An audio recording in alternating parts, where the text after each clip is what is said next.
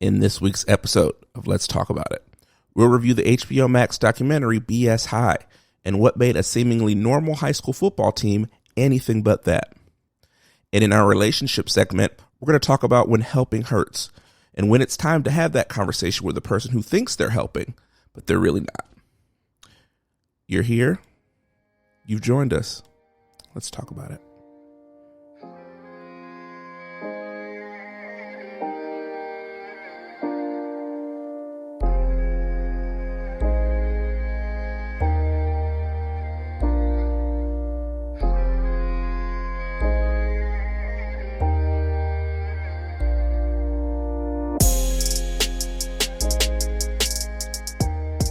Well, hello there, family and friends. Yo. It's that time again. Let's talk about it. We're back. Episode 3, Season 4. I'm Malcolm Morgan. And I'm Micah Morgan. And we're so happy that you've joined us. You could be listening to any podcast in the world right now. You could. But you're here with us, and we appreciate that. So grateful. How are you doing today, my love? Oh, you know, leaning a little bit. But it's all right. Are you leaning on the Lord's side? Preferably. Okay. All right. How are you? I'm energized, feeling good, excited about this episode. Yeah. You know. I love to see it. It's got a new documentary to talk about. It's always fun good times. So BS High, HBO Max documentary series about the famed Bishop Sycamore football team. Yeah. Can we talk about first, before we jump in, how you brought up the documentary? Remember, like, you were just like, hey, you remember that football team that we heard about? And I forget what you said to, like, get me to remember what it was, but something about the coach. And I was like, oh, that football team of, like, adults that was playing the high school students. That's the only thing I remembered. And then there was so much more to the story. So, quick review. Those of you who remember, on a fateful day in 2021, excuse me. Not that far back. IMG Academy, one of the premier, not just football teams, but sports programs in the country. But in this instance, we're talking about football. They went up against a alleged powerhouse from Ohio called Bishop Sycamore on ESPN. Big game. IMG, I believe, was, if they weren't number one, they were near number one in the country for high school football teams.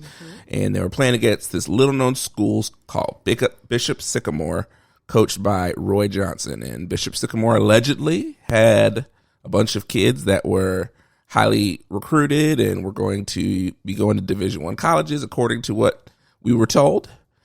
And the game ended in it was a close game, 58-0. Just a 58-point margin. Yeah, you know. No matter what sport you're playing, that's bad. Basketball, football, doesn't matter. 58 points is bad. And so people started to dig in a little bit more about this school, and then we learned that it was actually probably not a school. Well, just to fill in some more details, because I think it wasn't just the score that raised some eyebrows. I mean, there were helmets flying. Yes. Were there 3 serious injuries? There were some serious injuries. Yes, it's unclear how many, but there were quite a few. And then just the sheer sportsmanship difference between the two teams. Some individuals on the field were getting tossed and driven about, and others were not. And so I think the combination of those 3 things. Oh, and then just the sheer callousness of the coach when those injuries happened. Yes. Probably also raised some eyebrows as well. So people started digging into the school that they'd never heard of. We live in Columbus, Ohio, and I had never heard of this school, but I also didn't know the game was on until I got on Twitter or social media, and people were starting to unravel some things. People were like, I'm from Columbus, and I've never heard of Bishop Sycamore. And I assumed it was from somewhere else in Ohio. When I saw when on high school games on ESPN, they give you the school name and then usually like the state. So you don't even get to see really the city unless you watch the game. And so then people started to kind of unravel, okay, first of all, who is Bishop Sycamore? Is this a real person? Second of all, no one could find the school anywhere. Yeah. And it started a long train of things of investigations by High School Athletic Association in Ohio, by the education system in Ohio, by the governor. And long story short, it was not a school. It was a rogue football program that was just scheduled somehow, some way was able to schedule with some of the best teams in the country and end up being on ESPN. Yeah. So to call it a football program is still generous, because we also learned in this documentary that Mr. Johnson did not have any certifications that would equip him to coach children or just coach at all. And on top of not existing as an arm of a school, like, just was completely illegitimate all the way around. So I think for me, what I appreciated, if we could like talk about the documentary itself. Yeah. A lot of times when these documentaries happen, there's a segment where they try to kind of humanize the protagonist, the main character. And I really appreciated that this documentary did not do that. Because you start off with Roy Johnson sitting down in front of the camera. One of the first questions you hear him asking someone to the side, off to the side, is, do I look like a con man? And then just hilariously laughing at his own joke. There's no other laughter involved. Like, that's your introduction to him. Yeah. And the documentary writers, directors do nothing else to humanize him. And I was like, okay, the whole way through, it's just Roy Johnson telling on himself. It's the Roy Johnson show. My goodness. Life is the Roy Johnson show. And I think he didn't do anything to humanize himself. No, I don't think he called himself a liar. He said there's nothing he would lie about. Well, he said that he wouldn't lie about anything that he couldn't prove. Even though we watched him do it. Then out of the side of his mouth, just say he lies. So he didn't really help himself, but I also think he was delusional in thinking that this documentary could come out any other way. Yeah. I was listening to the official podcast about this documentary. One of the guys that was making the documentary was saying all the kids they interviewed were kids that Roy sent to him, like, that he pointed him to. Oh, wow. And so they had tried to get in touch with quite a few kids, and some of them didn't respond. And so he said the people that we interviewed were people that Roy, whose names he gave us to talk to. Wow. So these are the people that he thought would put him in the best light. Yeah. And if you watch the documentary, they did not put him in the best light. No, and that's, wow, I didn't know that piece. Yeah. And so to see the director, and to like go back and cover up a little bit, because I don't want people thinking I don't want people to look human. Like, that's not what I'm saying. But often where there's a clear villain, documentaries do a lot of work. They want to show you the why, like what made this person this way.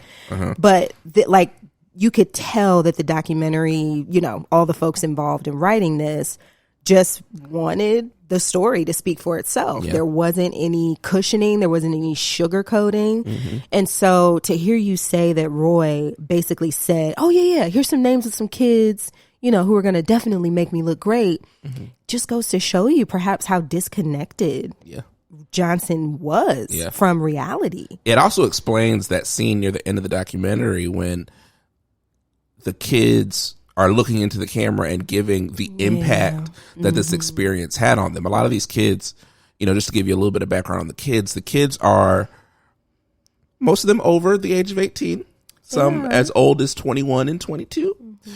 And these are kids that are on their last chance. They're trying, they either didn't have the grades to get into school, didn't have enough high school tape to get into school, just didn't have the attention that they needed.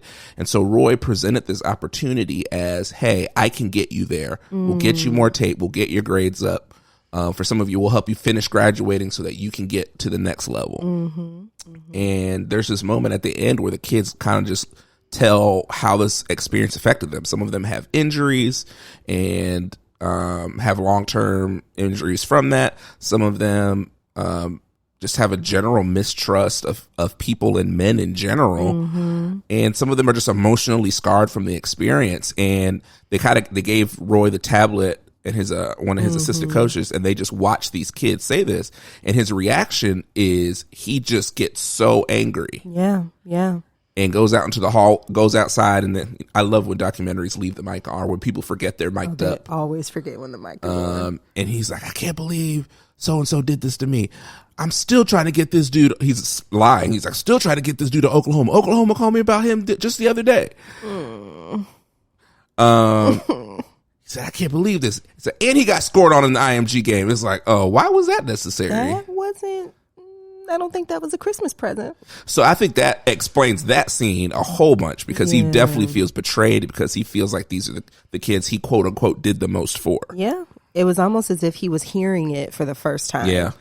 Which he probably was, directly from these kids' mouths. Yeah. But one thing that I really appreciated was his name Bomani? Bomani Jones. Bomani Jones. One of my favorite personalities, yes. Yeah. And I've appreciated getting to know him through your eyes over the last couple of years, because his commentary on the power differential between Johnson and the players, I think was really helpful, because going back in time to shortly after the game, when I kept hearing people say, like, there's this team of like grown men getting, murked by these high school kids. And I'm like, what? What do you mean? Like, and so in my brain, my assumption was, oh, there's this, I don't know, like conspiracy that these adults agreed upon to play a high school game. Like, I didn't know all the details. But when Bomani breaks it down, he talks about how even though these were 20, 19-year-olds, technically they're adults, but the power differential between them and the coach, and the authority that the title coach assumes for people, that was what made the betrayal and the power that he had over these players so tragic to see him exploit. Yeah. And I think that's really helpful, because I wonder if when people saw this whole thing happen, they made maybe the same assumption that I did, and they didn't take into account that when you have that kind of air of authority over people, you can be an adult alongside of them technically, but if you revere them, if you trust them, then they can really exploit your trust, and that's exactly what Roy Johnson did. Yeah. And that's something he just didn't understand, that he didn't deliver on the promises that he gave to these kids. Right. And I think something that Bomani said is that there are certain professions. I think what he said is doctors are doctor. You're no longer Mr. or you're no longer this. You're a doctor forever. And I thought that was well said. The same thing with a coach. When you're a coach forever. Even, football players, you'll see it. They'll be 40, 50 years down the road, and they see their coach. That coach is still coach to that coach, so-and-so, to that person. And so I think that's that trust that you have to have in a person when they're your coach. And even in a normal circumstance, in a normal high school where you live in the city, you have to, parents and the kids are trusting that person. But in this case, Roy was offering, hey, I'm bringing your kid to Ohio to be a part of this program. He would show them, we're going to be living here. We're going to be going to school here. This is the food they're going to have, all of these things. And none of that was delivered on for these kids. None of it was true. And so could you imagine being 18, 19, 20 years old, your whole life ahead of you, and you see this dream that is being slowly taken away from you, and somebody gives you an opportunity that says, I can get you to where you want to be. Come here and trust me. Oh my gosh. And then to have that abused and then have to live in the aftermath of that. I could not imagine that. No, not at all. And I would even extend it. I agree 1,000% with what you said, that there was a trust that he would follow up on his promises, but there was also a trust that he would protect their bodies. Like that he would actually care about and make decisions that would promote their well-being. And you could see in the documentary where he wasn't feeding these kids. He wasn't making sure that they had the right equipment to safely play the game. Like, that was one of the most jarring things about the game with IGM, right? IMG. IMG. I always get it mixed up. With IMG was that they were playing with uncertified helmets. Helmets were flying off. There was one really significant injury. I don't know if it was a torn ACL. And he was just flippant about it. Like, oh, you'll be all right. There's no medical staff that he even paid to pretend like they were caring for the kid. So it's just gesture after gesture where he was showing, I don't value your son's lives. Yeah. And on top of not delivering on his promises, he also was doing that. Yeah. And now like you said, the players have long-term injuries. Some of them couldn't even really go back to the game because you didn't protect them. Yeah. That's wild. Yeah. And so we learn a lot about Roy Johnson in the documentary. The people that did the documentary said they found about 30 different lawsuits of him not paying insert bill here. A lot of them for hotels, and even the kids talk about how when they're down there, he's asking us to do things that we were trying to leave when we were at home, asking us to steal and do this and do that just to get money or to get what we need to just survive. And so you kind of see throughout the whole documentary, he's creating himself kind of to be this like hustler that will do anything it takes to quote unquote make it. There's no level that he won't go down to. There's no rule he won't bend and break. He tries to fancy himself as this genius who knows how to bend the rules. But it's like, no, my man, you're just committing fraud and misleading people. You're not a genius. Yeah. And then it was funny. They asked him like, so why didn't you pay? He's like, I just didn't care to. I got too much other real world stuff going on to go and worry about paying these hotels. I don't think I've ever blinked as much as I did in that moment. Like you did, like those words just came out of your mouth. Out of your mouth. And there wasn't like I didn't even see him flinch. Like it was just, that was his truth.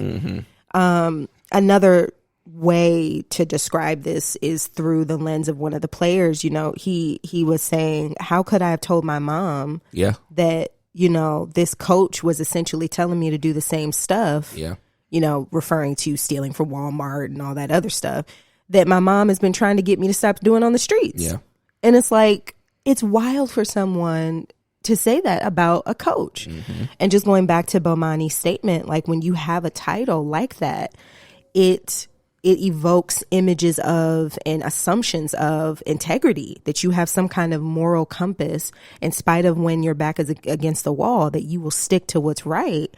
And he was doing everything but that. Everything but that. Where to go next? No one graduated from this quote unquote school. No, not one graduate. In the 3 years and different iterations of the school, no one graduated. There were kids that came there specifically to get their grades up so that they could go to school. Yeah. And poor Trillian. They had no real class structure, no place to actually take classes. That, I think they said there was a short, maybe month or two period where they were taking some online classes. But once again, Roy didn't pay the supplier of these classes, so they cut off their access, and Roy couldn't be bothered to pay the bill. So why? Mercy. Who needs education? But this documentary really spends some time talking about the money that's in youth sports, and how Roy Johnson is a symptom of a larger structural problem with youth sports in general. Whether you're talking about high school or college, amateurism in sports just creates some really difficult power dynamics to navigate. Because these schools, these institutions are making huge amounts of money, and the kids really don't have any access to it or any agency to get into that system. They are pumped into this pipeline. On the football side, it's high school to college to the pros, and in basketball, it's high school AAU, which is a big influence on all of this. Luckily now amateur athletes have the name, image, and likeness rules, but that is money coming from other entities and other people, where the institutions do not have to share any of their revenues with the student. What? Yeah. Okay. I didn't know that part. Yeah. Oh gosh. And it creates not only the power differential, but then it creates this desperation because, and this was another point that Bomani made, for a lot of these kids, like sports is gonna be their access to education. Yeah. And so if you dangle in front of them a fake school and that's their only perhaps roadway to higher education, to being able to play a sport that they love, then they're going to compromise their kind of gut reaction to some really questionable stuff that they see you doing, right? Because they're desperate. They want to be proximate to and swept up in this pipeline because of what opportunities it affords them. And so it's just all around. Like, I mean, you know, I'm speaking as someone who's not super well versed in sports, you know, as much as you are, Malcolm, but seeing it from the outside looking in, it's like, oh my goodness, the system really needs to be revamped. Yeah. And so they talked about, you know, IMG, the team that they played in their game it's a school, but it's really a school geared towards sports and not necessarily geared toward academics. And Roy used them, cited them as the example of, this is what we want to be here in Ohio. We want to create this here in Ohio. And I think that in and of itself isn't the IMGs of the world. There's other academies like that all over the country. Not in and of itself bad, but it creates this model where the kid is the product and they become commodified, not just at the pro level, but at the amateur level as well. But once again, we're locking them out of that access to the actual resource. And I would even say, like, not just the product, but also the currency. Yeah. Like, you are literally exchanging these kids either between programs or, you know, between schools, trying to get your reputation as an institution buffed up, you know. It's like, it's so complicated because there is a genuine love that these boys had for the game too. Yeah. And that, like, for me, that is what I think the documentary did a good job of highlighting as well, is that they really liked the game. They trusted this man to teach them how to do the game well and how to cultivate that love into some professionalism. Yeah. And he just outright didn't do it. Yeah. There was a point where one of the players was like, you know, of course we didn't run. Like, if the coach didn't tell us to run, then we're not going to run, right? And that, of course, you have older teens whose brains have not developed fully to the point of, like, being able to deal with impulse control. You know, of course, if you don't have a coach telling them to actually run plays and develop discipline, they're not going to do it. And so it's just over and over, example after example, of the way that Johnson exploited the trust that these players put in him. Yeah. Talking a little bit more about the system, we find out that the state of Ohio really couldn't do anything to stop this from happening. They, you know, I think a person in the documentary said no one thought to put a rule on the books that you can't just start a fake school because no one thought that anyone would ever do this. That. Like, oh gosh. So the state of Ohio did investigate, did a report, but Bishop Sycamore was registered as a religious school, which meant that they had no jurisdiction in handing out punishments or doing anything to regulate the school. And throughout all of this, throughout all the investigations, throughout all the conversations, Roy just continued to maintain that he was helping these kids and had their best interest at heart. For the beginning of the documentary, he talked about, this is why I got into this. He talked about his brother was a football player, and he said he was trying to do everything he could to get him to play at the college level. And that is kind of what spurred him in this direction, to want to mentor young men and help them achieve their dreams. But he did not. And I'm also skeptical about how true that was. About his brother? We'll never know. Well, about his motive, right? Like, I'm willing to believe that he did all of that stuff for his brother, but after watching this documentary, I'm very skeptical about why. Yeah. So if you haven't watched BS High, it's Go watch it. Put on your strap up, because it's quite a ride, and you get it's a really great look into Roy Johnson and this program and everything that happened. At the end of the documentary, you can't help but feel for the kids, feel for their families. It's not a documentary with a happy ending. Yeah, there's no redemption line. We seem like we're gonna get, maybe we thought that we were gonna get one redemption story. Oh, God. And in fact, we'll tell the stories. The quarterback of the team was Trillian Harris. I believe he's from Texas. I can't remember. He's from a different state and got recruited to come to Bishop Sycamore and was 2 credits away from graduating. And he says that Roy promised him that they were going to help him get those credits and get his SAT scores up so that he can go to college. And so he went there to play IMG, to play these big programs, to get on the big stage and get the attention. And after the Bishop Sycamore thing fell apart, he went back home and started training, and he was able to get, through his trainer, get in contact with Grambling State University and their coach, Hugh Jackson, who also has been a coach in the NFL, head coach and offensive coordinator. And they really liked him. They wanted him to come. They extended an offer to him, which he committed. He was excited about going to Grambling. But as soon as they saw that he was a part of Bishop Sycamore, they pulled the offer. Yeah. And pulled away their interest. And so it's just a very tangible example of Roy Johnson's effect on these kids' long-term goals and long-term life. Yep. And as of the taping of the documentary, I don't think he still had been picked up by a team. No, he was playing junior college football. Okay. At, I believe, East Los Angeles Community College, which is actually the subject of the Last Chance U basketball. Their basketball team is part of the Last Chance U basketball documentary on Netflix. Oh, okay. But yeah, it's that Bishop Sycamore has a stain that's going to remain with these kids, physically, emotionally, mentally, and literally. People are going to see that, and it's going to affect their prospects down the road.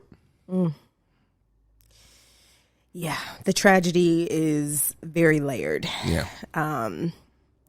I think, though, one of the things that just stood out to me about the ending was just how much Roy latched on to this betrayal, that people weren't acknowledging how helpful he was and how much he had done for the kids. And, they're even seeing how offended that he got when he held the tablet and watched the footage of, the players telling him what kind of negative impact that he had on them. And it got me wondering about just times when people in relationships in general are claiming and saying that they're trying to be helpful, in their own way, but they're really causing harm. They're not actually being helpful. And so it got me wondering, like, if this was a situation where somewhere down the line, outside of the footage, someone did come to Roy and be like, hey, bruh, like, what you're doing ain't right. Like, come on, this isn't helpful. Like, what do you think would have happened, given what we know about Roy now? I think he would have just tried to find another way. Like, you don't think it would have deterred him at all? I don't think so. Just looking at everything, if you look at the whole scope of things, he was working at one point with the AME Church to start a school that was going to have this football program attached. The AME Church either pulled away or wasn't a part of it anymore, and that didn't stop him. That's right. He had a bunch of assistant coaches that came to help him, and they left him, and it didn't stop him.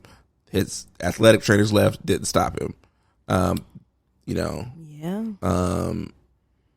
every step, there was different things that happened that probably would stop a normal person. Not having a school affiliated or educational component with your school, with your quote unquote school, right, would stop probably most people from doing what they're doing. Having no money would stop 90%, 99% of people. Getting kicked out of one hotel for not paying. Oh, that's right. Would probably stop most people. Or being banned from Walmart. That was also a part of the documentary. All of these things would stop normal people. And he saw every one of those things as a challenge to overcome.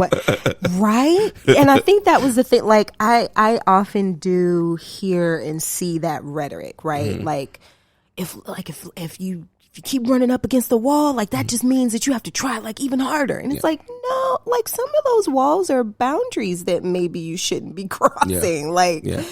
So I mean, I think you look at whether it's really good athletes, really good entertainers, people that are been successful in business, they always usually have a story of overcoming obstacles and defying people that told them they couldn't do it. And particularly with athletes, what you'll see is as they get older, maybe their skills diminish, they think they still can prove people wrong even as their skills diminish. Oh, I could still do this, even though I can't really jump as fast or jump as high or run as fast as I used to. But I can overcome this because I have this track record of doing it in the past. And that could either propel you to greatness, which is how they got there. And then it can kind of start to have you separating from reality because you're not the person you were when you did it the first time. And now you're a diminished version of yourself. Roy Johnson had no history of anything working, but still he kept thinking, I'm going to overcome. This is going to be the one I overcome. I didn't overcome the last thing, but this one, I'm going to get this one. And it just kept snowballing, and it didn't deter him. It didn't make him change his mind. It didn't make him change his approach. It didn't make him reevaluate. It was just like, I'm going to overcome this. Wow. And then if not this, the next thing. Yeah. Huh. Now my mind is spinning about like how do we acculturate people involved in athletics or adjacent to athletics, right? Coaches. Because there's an element of that you need, right? Like as a part of a psyche that can do sports well, you need a little bit of that, like just a little hint of delusion that like if there's a barrier in front of me, I'm going to do whatever I need to do to get over it. But the barriers that Roy kept plowing through were ethical barriers and just like opportunities for compassion that he just completely overlooked, just outright doing harm to people. Like they weren't challenges. They were like actual boundaries. They're barriers. Yeah, that are there for a reason. And so like I'm sitting here thinking about like, wow, like how does one navigate that line between this is the psyche, this is the mentality that I need to be an athlete, a competitor, and this is the mentality of a person who perhaps should not be given like a whole bunch of power and access to like being able to make choices that affect people's lives. It's that line is interesting. So I appreciate you giving that like angle. Yeah. There has to be self-realization, like to be honest about who you are, where you are, and what your abilities are. Yeah. I think back to Deion Sanders was the head coach at Jackson State, HBCU, and then he left to be the coach at Colorado. And he brought a lot of notoriety and attention and increased the talent level at Jackson State. And so somebody asked him, he's like, so what do you think others who want to come and be, especially other athletes or high profile people that want to coach at HBCUs, what do you think they could learn from your example? And what I appreciate about him and what he said, first of all, I'm one of one. There's not another person like me. So I wouldn't want them to try to do what I did. Said I could do what I did because I was, I played the game at the highest level. I am a Hall of Famer. I can do it the way I did it because of who I was. He said not everybody can come in and do that. Yeah. And some people may look at that and be like, oh, well, that's kind of arrogant. But at the same time, it's true. It's true. You have to do that self-evaluation. I would love to play basketball like LeBron James, but LeBron James is 6'8". I'm 5'6". But you're a great 5'6", though. I'm a great 5'6". Not a great 5'6" in the basketball court. Yeah. No, so I can sit there and try to believe my way all I want. Believe through all these barriers. But when I jump, not going to grow 12 inches. When I jump in the air. Yeah. Yeah. Acknowledging what your own limitations are, who you are. Yeah. And I don't know. I don't want to get on too long of a soapbox, but you know, it would have been interesting if we could have, because I know the documentarians, I don't know what you would call them. They didn't, do the work of humanizing him explicitly. But I do find myself wondering, like, did anyone like really sit him down and be like, hey, you're not helping? Probably not. Like, I'm also thinking about just the demeanor that he had. Well, also, if they did, he wouldn't say it.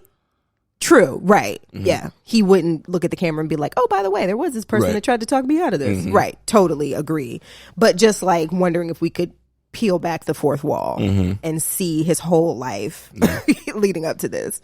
And I think a lot of that is because there is, and I want to say this gently because I know someone can get to this point for a lot of reasons, but there is kind of an air that people can put on where you just kind of send the message to the people around you that you're not open to feedback. Yeah. Like, you could tell me till you're blue in the face that I'm making this negative impact on the world, but I'm not going to listen. And so part of me wonders if that was like his situation, that people just saw the way he walked through the world and just knew that, like, look, there's nothing I can do. Yeah. There's nothing I can say. And so, like, I'm wondering when you think about, like, what gets someone to that point where people just aren't having direct, honest conversations with them about the impact they're having or how helpful they're being, even though they keep saying, like, I'm just trying to help. Like, what do you think gets someone to that point? Why do you think that happens? So what gets them to the point where they're not listening to outside? Yeah, like, or to the point where people don't even try to, like, tell them.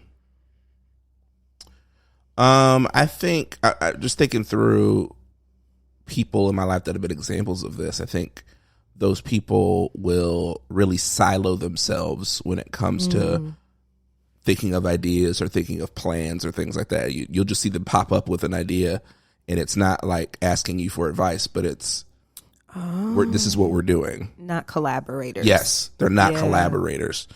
That's a good one. People that are very rigid in their way of executing things. If you try to give them even the slightest tweak or little change to what they're doing, they really bristle at that. Yeah. And don't really accept any kind of feedback or help. They want the process and the results to be on them and not, they don't really want to share any of the credit for where they're going.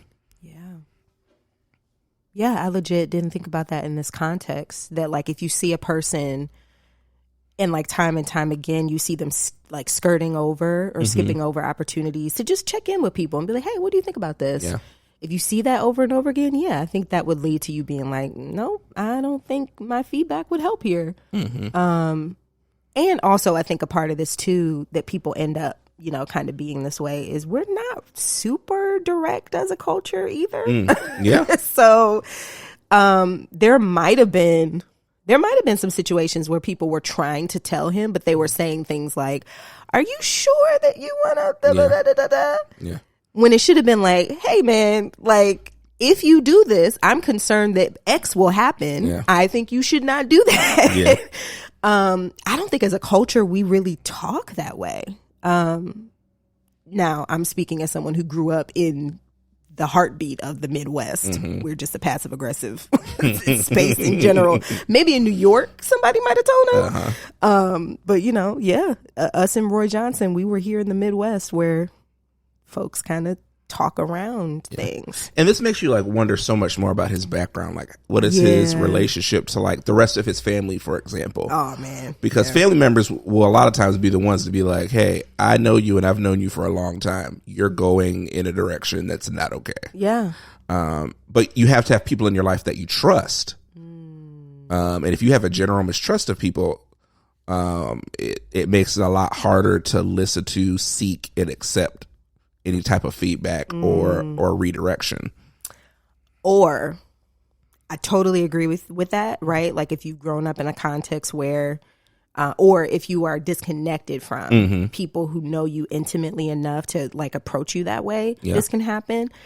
And also if you grew up with like a caregiver who just never gave you critical feedback, like if they were a caregiver that for whatever reason, maybe they really did think you were the greatest thing ever and they just didn't have anything constructive to say to you your whole life. But still, like if you've never heard that from a caregiver in your life, then you kind of don't develop the muscle of what it feels like to like hear constructive feedback and like process it without crumbling. And so there's a part of me that's wondering like, what, like on what side of the spectrum is he? Is it that he perhaps doesn't have any relationships in his life right now that are intimate enough for people to kind of penetrate his like worldview with the truth?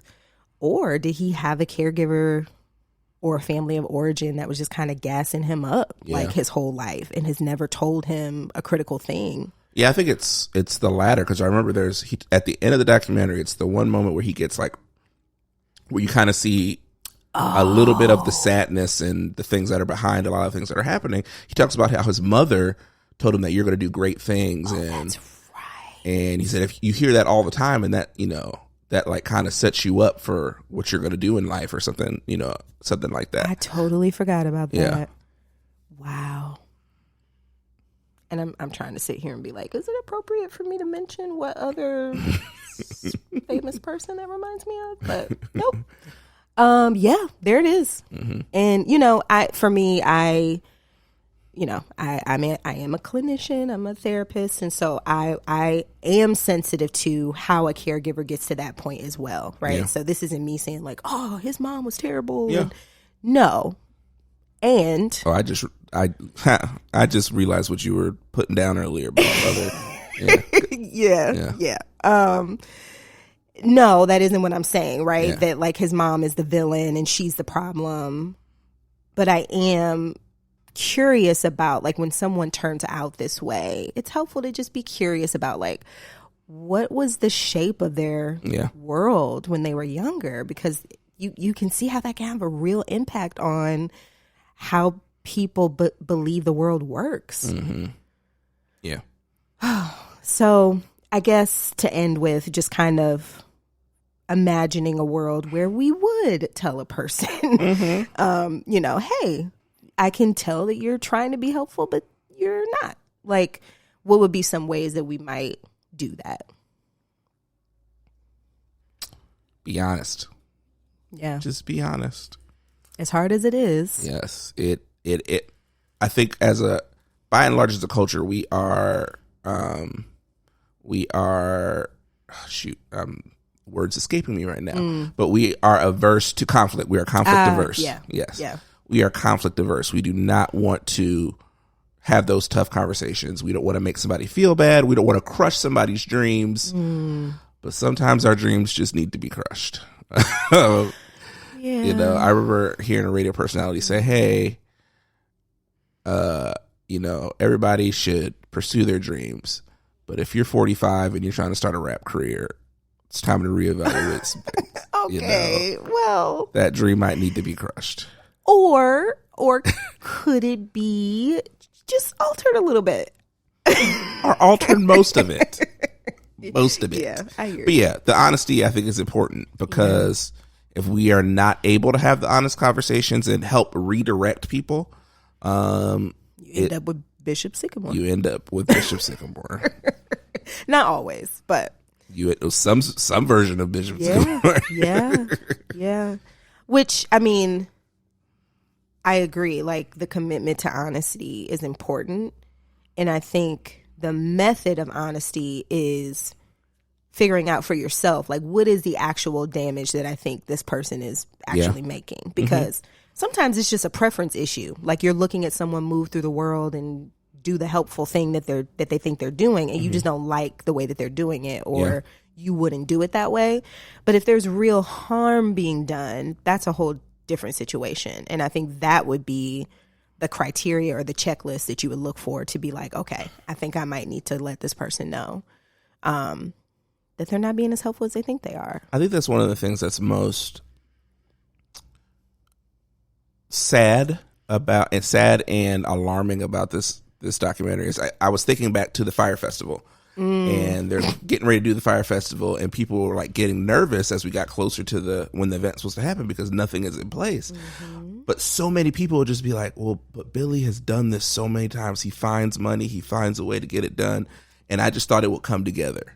And then I look at this situation, and it has literally never come together. No, there's no history, like you said. Like Roy Johnson fashions themselves after Hannibal from the A-Team. I love it when a plan comes together. Literally none of your plans have worked. No plans. But and then the people around you aren't like, hey man, maybe we should stop doing the same thing over and over again. Yeah. It's maddening. Yeah.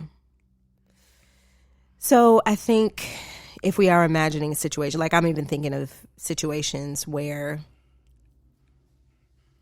I would have, like, in hindsight, wanted someone to tell me, like, you're not being as helpful as you think you are, Micah.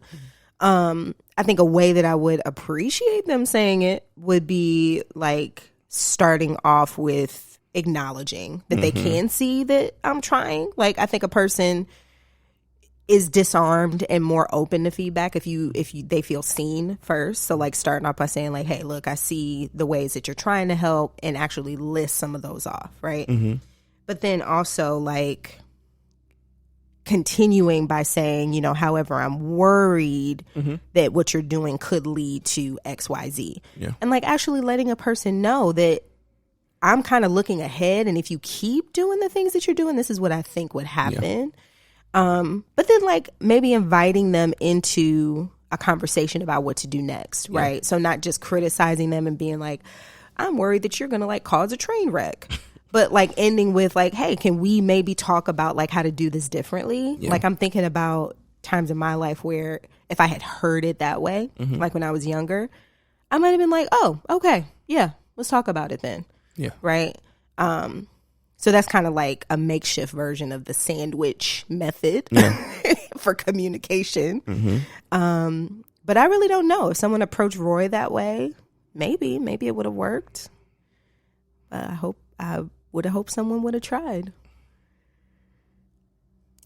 Yeah. This is a rough one. Yeah. There's no happy ending in this. Yeah. There's no happy ending in this. But what did we learn? There's no happy endings, but what are our lessons? Or am I saying what we learned? Yeah. Okay. What did we learn today? Good God. Woo. Don't be Roy Johnson. Don't be Roy Johnson. Care about the people around you. Listen to feedback. All good lessons. Be accepting of the people who care about you and who can see what you cannot see. And not all obstacles are things to be overcome. Sometimes there are barriers to redirect you in a different direction. That part, yeah. All right.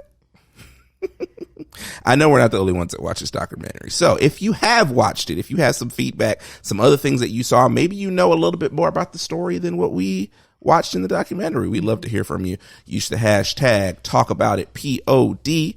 And Micah, where can they find you on the social media? You can find me on Instagram at j.marie.morgan. And you can find me on Instagram and Threads, and I lurk sometimes on Twitter, but not really, at Malcolm DOT Media. That's Malcolm DOT Media. We love to hear how you guys are enjoying the show. And as you're listening to these episodes, share a clip, share a thought. We love to see people interacting with the content, and continuing the conversations that we're having in other spaces. I think we did it. Did we do it? Yeah. We did a thing? Did it again. Well, ladies and gentlemen, this has been Let's Talk About It. I'm Malcolm Morgan. And I'm Micah Morgan. And we'll see you all next time.